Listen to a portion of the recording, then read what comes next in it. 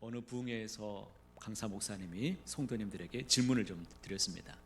여러분도 한번 맞춰보시기 바랍니다. 이 세상에서 가장 차가운 바다는 썰렁해입니다. 그럼 가장 따뜻한 바다는 무엇일까요? 사랑해이죠? 네, 맞으시는 분이 계시네요. 평소에 남편에게 사랑한다는 말을 듣고 싶었던 이 어느 아내가 그 자리에 참여했는데 그 여자 집사님이 집에 가서 남편에게 물었습니다. 여보, 내가 질문할 테니까 문제 한번 답 좀 맞춰봐.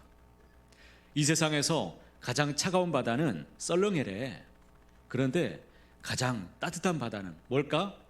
물어보니까 남편이 얼른 답을 못하니까 아내가 회심의 미소를 지으면서 물었습니다. 힌트를 줬어요. 여보, 나를 보면 생각나는 거 뭐 없어? 아, 맞았다. 있어. 열받아. 열받아. 열받는다는 거예요. 여러분, 평소에도 열받지 마시고 은혜 많이 받으시기 바랍니다.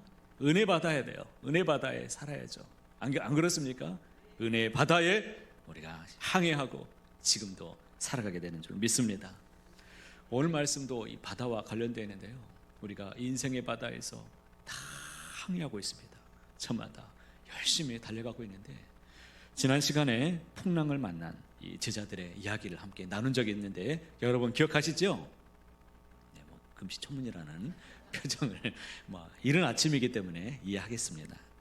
오늘 제자들이 만난 광풍은 좀 상황이 다릅니다. 그때는 오병이어 이후에 일어났던 사건인데 예수님께서 지금은 제자들을 향해서 저 갈릴리 바다 건너편에 있는 거라사 지방으로 건너가자라고 말씀하신 겁니다.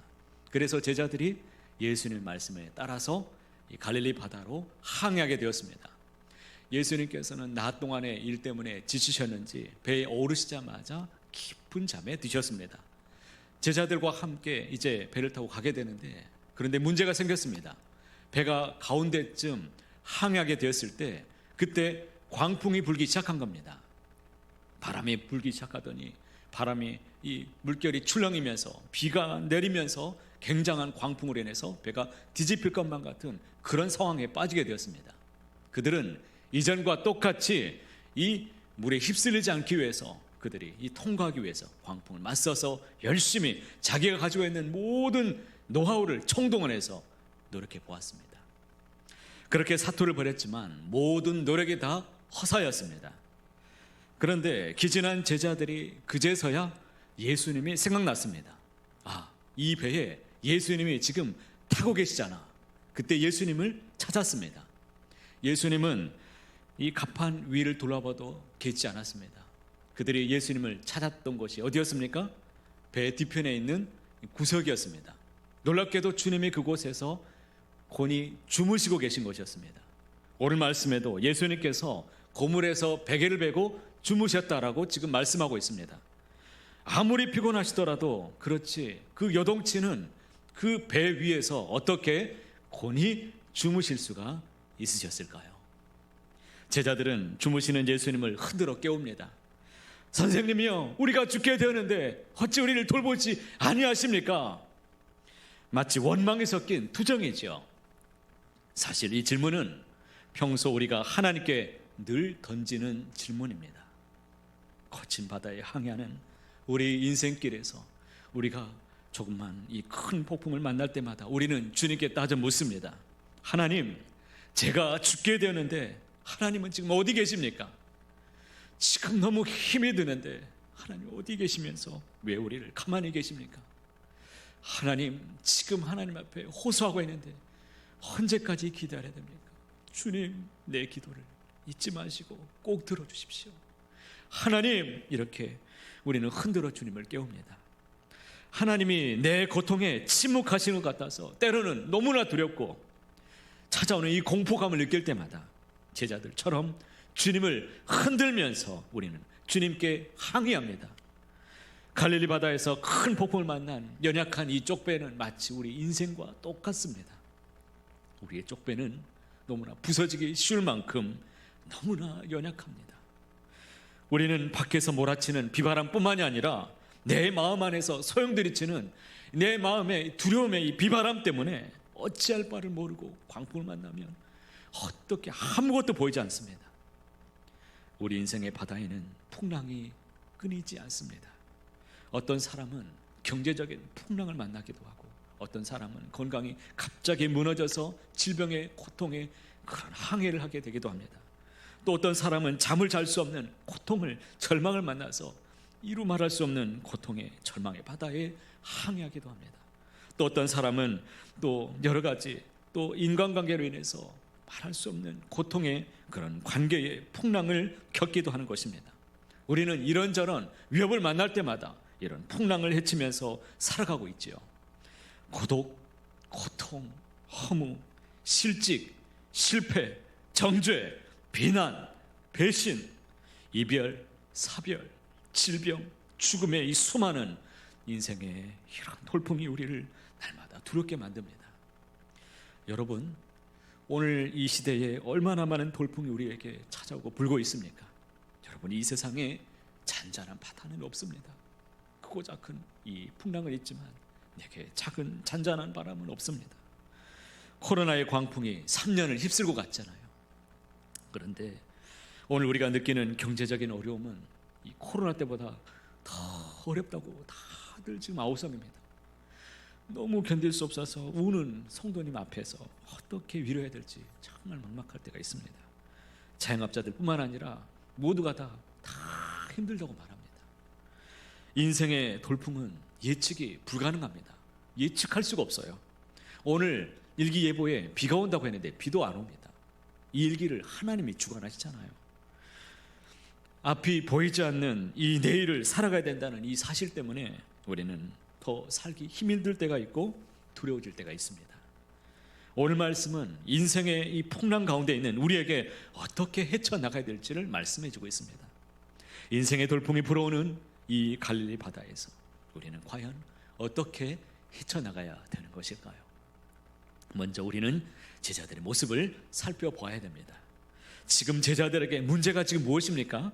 그것은 지금 주님이 잠들어 계신다라는 것입니다. 여러분, 주님이 계시지 않는 것이 아닙니다. 주님이 옆에 계셨습니다. 그런데 문제는 주님이 옆에서 주무시고 계시다라는 것입니다. 여러분, 주님이 깨어나셔야 됩니다. 주님이 일어나시면 끝이 납니다. 제자들이 황급히 주님을 깨웠습니다. 39절에 38절에 이렇게 말씀하잖아요. 제자들이 깨우며 이르되 선생님이여 우리가 죽게 된 것을 돌보지 아니하시나이까. 우리 인생에도 주님이 잠들어 계신 것 같이 느껴질 때가 참 많이 있습니다. 시편에 보면 이스라엘 백성들이 고난의 때에 그들이 기도를 드렸을 때 그 기도에 이렇게 하나님 앞에 기도하지 않습니까? 시편 44편 22절 이하에 보면 우리가 종일 주를 위하여 죽임을 당하게 되며 도살당할 양같이 여김을 받았나니 주여 깨소서 어찌하여 주무시나이까. 일어나시고 우리를 영원히 버리지 마소서. 어찌하여 주의 얼굴을 가리시고 우리의 고난과 압제를 잊으시나이까. 문제의 본질은 우리를 도우셔야 될 주님이 주무시고 계시다라는 것입니다. 문제의 해결은 주님이 깨어나시면 해결이 된다는 것이죠. 주님이 지금 어디 계십니까? 주님은 지금 바로 우리 옆에 계십니다. 꼭 기억하시기 바랍니다. 우리 인생의 배에 주님이 함께 타고 계십니다. 우리의 작은 신음에도 예민하게 반응하시는 그 분이 바로 우리의 주님이십니다. 그러면 주님은 왜 잠드신 것처럼 조용히 계신 것입니까? 사실 주여 깨소서라고 외치는 이 소리는 주님을 깨우는 소리가 아니라 우리 믿음을 깨우는 소리입니다. 주여 하고 부르짖는 것은 주님 저에게 믿음을 주옵소서라고 외치는 외침입니다. 주님을 깨우기 위해서 우리는 어떻게 해야 되는 것일까요?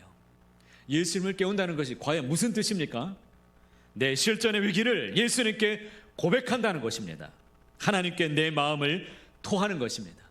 내가 직면한 모든 문제를 들고 하나님 앞에 나아가 아뢰는 것이 그것이 주님을 깨우는 것입니다.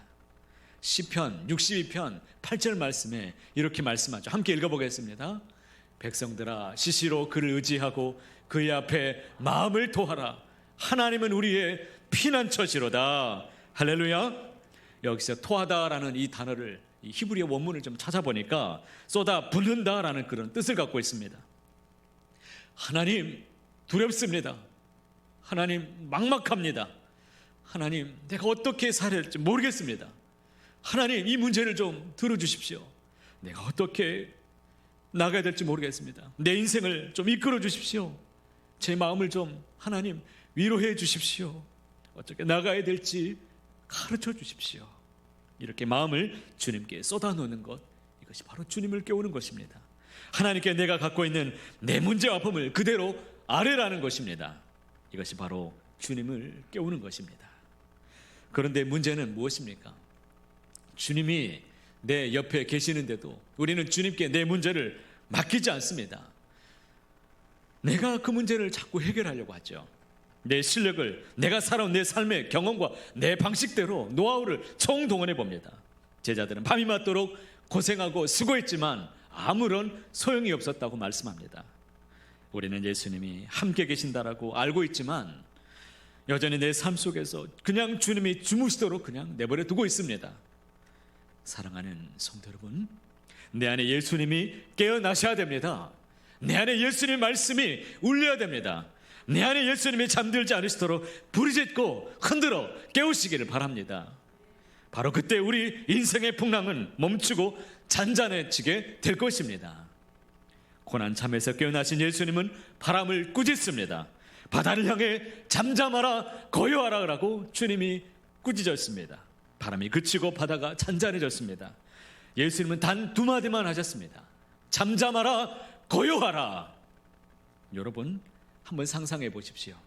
금세라도 뒤집힐 듯한 이 작은 배 위에서 주님께서 지금 사납게 일렁이는 풍랑과 거센 바다를 향해서 호통을 치셨습니다. 그러니까 어떻게 됐습니까? 호통치는 그 바다가 거짓말처럼 잔잔해지게 되었습니다. 바다를 잠잠하게 하고 고요하게 할 수 있는 분이 과연 누구이겠습니까? 오직 한 분, 전능하신 우리 하나님, 창조주 하나님 한 분뿐입니다. 시편의 107편 25절 이하의 말씀에 이렇게 기록되어 있습니다. 여호와께서 명령하신즉 광풍이 일어나 바다 물결을 일으키시는도다. 이에 그들이 그들의 고통 때문에 여호와께 부르짖음에 그가 그들의 고통에서 그들을 인도하여 내시고 광풍을 고요하게 하사 물결도 잔잔하게 하시는도다. 할렐루야. 우리 하나님은 여기에서 어떻게 비유되고 있습니까? 광풍을 일으키기도 하시는 분이십니다. 그것을 잠잠하게도 하시는 분이 우리 전능하신 하나님이십니다. 그러기에 우리 예수님도 바람을 향해서 꾸짖으시고 바다에게 잠잠하라고 고요하라고 명령하셨습니다. 또 예수님은 더러운 귀신 들린 사람을 고치실 때에도 그 귀신을 꾸짖으시며 그에게 말씀하셨습니다. 잠잠하고 그 사람에게서 나오라고 주님께서 똑같이 명령하셨습니다. 우리 예수는 바다를 잠잠하게 하시고 뿐만 아니라 더러운 귀신을 물리치실 수 있는 능력의 하나님이 되시는 전능하신 우리 주님이십니다. 바다를 잠잠하게 하고 고요하게 하신 우리 예수님께서 곧바로 제자들에게도 그대로 물으셨습니다. 어찌하여 이렇게 무서워하느냐? 너희가 어찌 믿음이 없느냐? 이렇게 주님이 물으십니다. 여러분에게 질문을 드리겠습니다. 여러분, 왜 두려움이 생기는 것일까요? 그것은 하나님께 대한 믿음이 부족하기 때문이죠. 믿음이 없기 때문에 두려움이 자꾸 생깁니다. 제자들이 두려움과 공포에 떨었던 이유는 하나님께 대한 믿음이 약했기 때문이지 않겠습니까?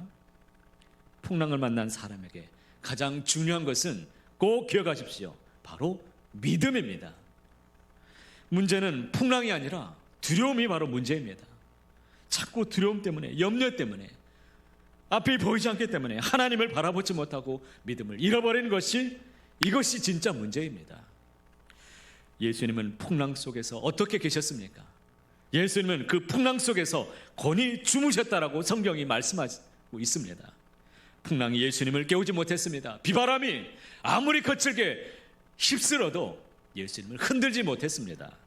예수님께서 풍랑 속에서도 곤히 잠들 수 있었던 것은 그 이유가 과연 무엇일까요? 비결이 무엇입니까? 그것은 하나님께 대한 깊은 신뢰가 있었기 때문입니다. 예수님은 풍랑 속에서도 하나님의 나라를 살아가고 계셨습니다. 풍랑도 예수님의 마음을 흔들지 못했습니다. 그 어떤 세상의 광풍도 비바람도 예수님을 그 어떤 것도 흔들어 깨우지 못했습니다. 그래서 예수님은 잠에서 깨어나신 후에 제자들에게 물었습니다. 40절 말씀을 함께 읽어보겠습니다. 어찌하여 이렇게 무서워하느냐? 너희가 어찌 믿음이 없느냐? 여러분, 성경에 보시면 어찌 믿음이 없느냐 이 말씀에 각주가 있습니다. 좋은 성경을 갖고 계신 분은 여기에 각주가 달려있는데 각주를 찾아보면 뭐라고 되어 있습니까? 너희가 어찌 아직도 믿음이 없느냐라고 기록되어 있습니다. 성경에는 두려워하지 말라 이 말씀이 365번이나 기록되어 있습니다. 그러니까 우리가 살아가는 모든 날 동안에 365일 그 어느 날도 평안치 못한 그날이 내게 임한다 할지라도 모든 날 동안 염려하지 마시고 걱정을 다 내려놓으시라는 그 뜻입니다. 부활의 주님께서 제자들에게 나타나셔서 처음 하셨던 말씀이 무엇입니까? 너희에게 평강이 있을지어다. 너희에게 평강이 있을지어다. 할렐루야. 우리 마음 가운데 평강이 있기를 원합니다. 모든 문제는 주님께 맡기시기 바랍니다. 그러면 여동치 않는 믿음을 하나님께서 허락해 주실 줄 믿습니다. 오늘 내 자신에게 한번 질문해 보시기 바랍니다. 다윗은 두려웠다는 자신을 지금 흔들어 깨웠습니다. 내 영혼아 어찌하여 너는 두려워하느냐? 내 영혼아 내가 어찌하여 절망하며 낙심하여 있느냐? 그것이 무엇이냐?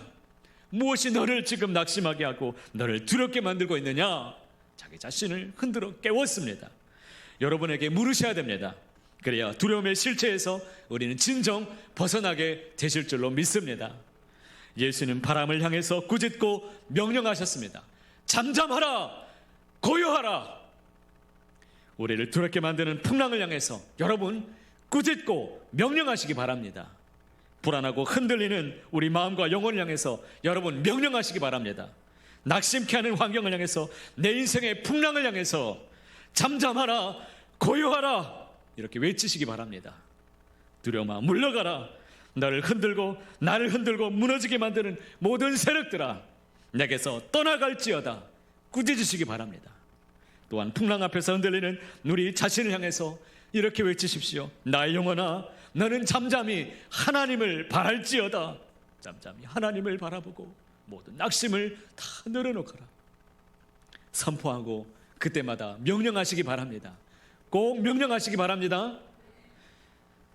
어린 시절에 제가 초등학교에 입학하기 전에 당시에 국민학교죠. 국민학교 입학하기 전에 제가 무서운 꿈을 꿨는데 지금도 잊혀지지 않습니다. 너무 무서운 꿈을 꾸다가 제가 그만 바지에 실수를 좀 했습니다. 그랬더니 다음날 어머니가 어떻게 했을까요? 아이고 무서운 꿈 꿨구나. 우리 아들 내 새끼 하고 이렇게 알아들 줄 알았는데 얼마나 많이 맞았는지 제 인생에 반전은 없었습니다. 어머니한테 많이 맞고 아직도 다 큰 녀석이 오줌 쌌다고 얼마나 호되게 야단 맞았는지. 그런데 그때부터 무서운 꿈을 계속 꿨습니다. 계속 그 꿈이 반복이 됩니다. 그렇게 무서워서 꿈을 꾸고 깼는데 식은땀 흘리고 잠을 못 자겠어요. 또 오줌 쌀까 봐, 또 혼날까 봐 잠을 못 자는데 어머니가 저를 탁 붙들더니 기도하면서 무서워하지 마라. 엄마가 옆에 있다. 엄마가 옆에 있다. 엄마가 옆에 있잖아. 무서워하지 마. 무서워하지 마. 무서워하지 마. 무서워하지 마. 계속 쓰다듬고 등을 토닥토닥 거려주니까 어린 것이 제가 깊이 잠이 든 기억이 납니다. 그때부터 무서운 꿈이 사라져 버렸습니다. 할렐루야. 풍랑에는 우리의 연약한 쪽배에도 주님께서 말씀하십니다. 이사야 41장 10절 말씀에 이렇게 말씀합니다. 함께 읽어보시겠습니다. 두려워하지 말라. 내가 너와 함께함이라. 놀라지 말라. 나는 내 하나님이 됨이라. 내가 너를 굳세게 하리라. 참으로 너를 도와주리라. 참으로 나의 의로운 오른손으로 너를 붙들리라. 아멘. 두려워하지 말아라. 내가 너와 함께하잖아. 놀라지 마. 내가 너의 하나님이잖아. 너를 굳세게 하리라. 참으로 너를 도와줄 것이다. 나의 의로운 오른손으로 너를 붙들고 있잖아. 여러분 이 음성을 꼭 들으시길 바랍니다. 토닥거리는 우리의 등을 주님이 계속해서 쓰다맞추고 계시지요. 그러면 우리는 젖된 아이처럼 우리 주님의 품 안에서 거의 잠들게 될 것입니다. 평안하게 질 것입니다. 갈릴리 바다에 큰 광풍이 잠잠하게 된 것은 그 자리에, 그 배 안에 누가 계셨기 때문입니까? 주님이 함께 계셨기 때문입니다. 예수님께서 우리의 인생의 쪽배에 함께 타고 계십니다. 그러기에 잠잠하고 평안할 수가 있습니다. 여러분, 행복이 무엇입니까? 참된 평안이 무엇입니까? 풍랑이 없는 것이 평안입니까? 그렇지 않습니다. 잔잔한 바다는 이 세상에 없습니다. 크고 아픈 늘 우리 안에 이런 평안치 못하게 되는 모든 문제들이 있죠. 그러나 풍랑 속에서도 주님이 함께하는 것이, 이것이 참된 평안입니다. 어려움이 있지만 그 광풍 속에서도 주님이 함께 계시기 때문에 우리에게 참된 만족이, 참 행복이 있는 줄 믿습니다. 주님이 함께 계신다는 것 외에 우리에게 더 이상 필요한 것은 없습니다. 오케스트라가 연주하기 전에 반드시 하는 한 가지 일이 있습니다. 그것이 바로 무엇이냐면 바로 조율이지요. 반드시 조율하죠. 모든 악기는 무대 앞에 딱 서게 되면은 이 뜨거운 조명하고 사람들의 열기, 온도, 습도 때문에 미리 조율해뒀던 것이 음이 조금씩 다 틀어지게 됩니다. 그래서 꼭 반드시 해야 되는 일이 조율을 하게 되는데, 그런데 조율은 자기 악기로 자기 마음대로 하는 것이 아닙니다. 모든 연주자는 오보에를 맞추어서 조율을 하게 됩니다. 오보에 수석 주자가 라 A음을 불어줍니다. 그러면 먼저 관현악기가 그 조율을 마칩니다. 그 다음에 현악기가 조율을 하죠. 오보에는 겹리들을 가지고 있어서 표준음을 내기에 아주 적합합니다. 이것은 다른 악기에 비해서 온도나 습도에 민감하지 않습니다. 그래서 높이가 안정적이고 소리가 맑고 아주 투명합니다. 저는 오케스트라 연주 전에 오보에 수석 주자가 부는 그 맑고 청명한 라음, 이 라음이 마치 혼란스러운 우리의 삶을 조율하시는 하나님의 음성 같습니다. 성난 파도를 꾸짖으시며 잠잠하라 고요라고 하시는 우리 예수님의 음성처럼 들려집니다. 사랑하는 성도 여러분, 주님은 우리를 두려움으로부터 구원하시는 분이십니다. 믿음은 하나님이 나와 함께 계심을, 그것을 그대로 믿고 인정하고 내 삶의 모든 문제를 주님께 의탁하면서 그 고난의 현장 속에서 주와 함께 걸어내는 것인 줄 믿습니다. 여러분, 왜 아직도 믿음이 없으십니까? 주님이 옆에 계시지 않는 것 같습니까? 주님은 오늘 너희 믿음이 어디 있느냐라고 지금 묻고 계십니다. 어찌하여 너희가 두려워하고 있느냐? 어찌하여 염려하고 있느냐? 내가 너와 함께하고 있음을 알지 못하겠느냐? 여러분, 이 음성이 들려지십니까? 이 음성을 들으셔야 됩니다. 그리고 깨어나셔야 됩니다. 지금 우리 주변을 돌아보면 나라도 개인적인 삶도 지금 녹록치 않습니다. 여기저기서 들려오는 이런 많은 안팎의 소리들이 우리를 너무나 불안에 빠지게 만들고 있습니다. 마음의 소리가 솟아나면 하나님의 음성이 들리지 않습니다. 여러분, 우리의 주파수를 하나님의 음성에 맞추시기 바랍니다. 하나님의 음성에 우리의 주파수를 맞추면 세상의 잡음이 다 사라져 버립니다. 오직 하나님의 말씀만이 우리에게 들려지게 될 줄로 믿습니다. 두려울 때, 무서울 때, 막막할 때, 외로울 때, 흔들릴 때, 아무것도 의지할 리 없을 때 영혼의 귀를 저 맑고 청명한 오보의 라음에 맞추시고 그 음처럼 잠잠하라 고요라고 말씀하시는 주님의 음성에 귀를 기울이시길 바랍니다. 우리 인생을 조율하시는 우리 하나님 앞에 다시금 주님 전에 나와서 내 인생을 조율하시는 하나님을 만나시고 다시 세상 앞에서 염려하지 마시고 꾸짖고 명령하시고 주와 함께 멋지게 연주하시는 주와 함께 믿음으로 살아가시는 저와 여러분의 삶이 되시기를 간절히 축복합니다.